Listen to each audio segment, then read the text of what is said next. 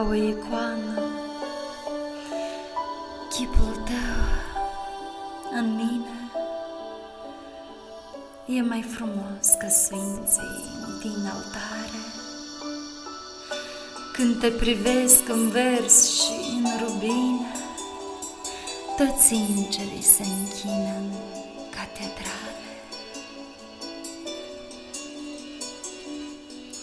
Și te iubesc precum un cer de stele, când mi se face dor de Dumnezeu. Lumină-mi ești pe drumul vieții mele, tu ești altarul sufletului meu.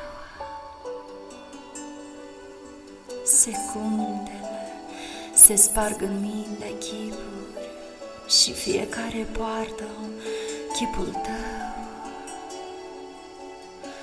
De dorul tău clepsit dracu nisipuri, te-a adunat pe veci în gândul meu.